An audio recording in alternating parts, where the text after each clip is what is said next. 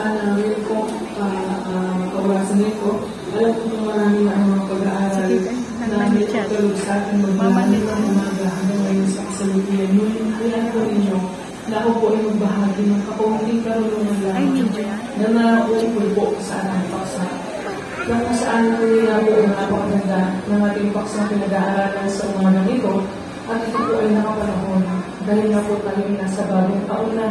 Kaya ang ating pagpaksang pinag-aaralan ay patungkol sa aralin sa Espiritismo tungo sa pagbabago sa buhay Israel. Kung ating pong nabasa ang ating paksang, ito pong katanungan na sumagi sa ating kaisipan.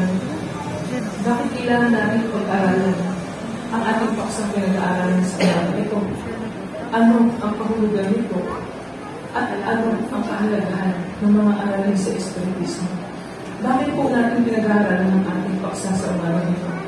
Dahil hindi po ba nasusulat sa ating banal na kasulatan na hindi lamang sa kinapay na bubuhay ang tao, kung hindi pati sa salita ng Diyos, na kung saan hindi po ba nagiging sa ating kaalaman na salita ng Diyos ang siyang nagbibigay pagkala sa bawat espiritu, sa bawat espiritu natin nagbibigay ng pagsulong tungo sa pagbabago tungo sa buhay espiritu. Kung saan ano ba ang kahulugan nito? Kung saan, kung ang bawat isa sa atin ay alam natin kung ano nga ba ang kahulugan ng mga pagpapahulugan ng mga pag-aaral sa ating buhay, sa ating espiritismo, sa ating pag-aaral sa espiritismo, na kung saan malalaman din natin kung ano ang kahalagahan nito. Hindi mo ba? Na kung saan sa ating pagpapahalaga, pagbibigay kahulugan sa mga pag-aaral, doon po natin na mabibigyan ng mga gawa. Kung saan isang upang mapahalagahan natin at mabigyan ng kahulugan ang bawat pag-aaral, doon po ay ang pagbibigay ng gawa sa ating mga